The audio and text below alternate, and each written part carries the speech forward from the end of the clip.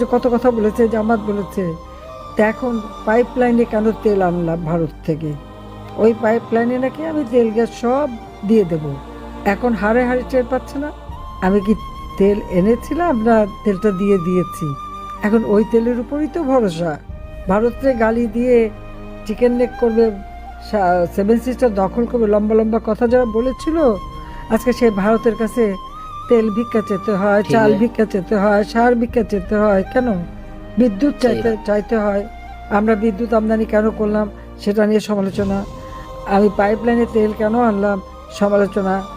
Parbatipur depot পর্যন্ত pipe লাইনে তেল আসে। নতুন প্রজেক্ট নিলাম, নাটোর ডিপো পর্যন্ত যেন তেল আসে। নাটোর ডিপো পর্যন্ত যে প্রজেক্ট, সেই প্রজেক্ট ইনুস এসেই বন্ধ করে দিল। ওই বাটপার যে বন্ধ করে দিল, এখন তেলের যে অভাব, এটা কি এখন কি করবে? আজকে যে এই কাজটা শেষ হতো, তাহলে এই অভাব তো থাকতো না, এই অভাবটা তো চলে যেত। আমি যত কাজ করছি সবই সমালোচনা। ঠিক আছে, যারা সমালোচনা করে, যাদের পছন্দ হয় না। মেট্রো রেল করেছি, খুব খারাপ কাজ, তার জন্য মেট্রো রেলে না চড়ে। এক্সপ্রেসওয়ে দিয়ে তার জন্য গাড়ি না চালায়। ও সেতু একটার পর একটা সব সেতু, ওগুলি যেন পার না হয়। যে রাস্তা করেছে ওই রাস্তার জন্য না চলে, তাহলে তো হয়ে গেল। গালিও দেবেন, ভোগও করবেন, এটা তো হয় না। জাতির পিতা স্বাধীনতা দিয়ে গেছেন। 17ই এপ্রিল যেখানে সরকার গঠন হলো, প্রথম স্বাধীন বাংলাদেশ সরকার, সেই সরকার করেছিল বলেই তো স্বাধীন হয়েছিল। আর স্বাধীন হয়েছে বলেই তো আজকে বিভিন্ন পদ পাচ্ছেন।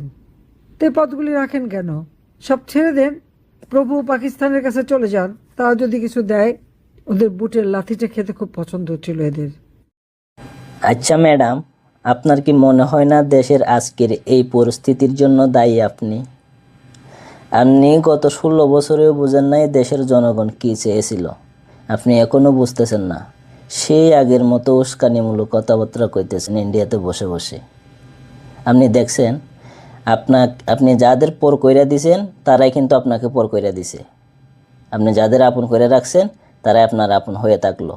এখন সবাইকে যদি পর করে দেন, তা সবাই আপনাকে পরই করে দেবে। যদি সবাইকে আপন করে রাখতে জানতেন, তাহলে সবাই আপনাকে আপন করে রাখতো। আপনি যে কথাবার্তা কইতেছেন এগুলো ওই যে ছোটোবেলায় আমরা যে খেলতে যাইতাম, ওইখানে ঝগড়া হয়ে গেলে কারোর সাথে, ওরে বলতাম অমুক দিন ধরে আমি কলা খাওয়াইছিলাম, বাদাম খাওয়াইছিলাম, সেগুলো ফেরত দে। আপনার অবস্থাও ঠিক সেম।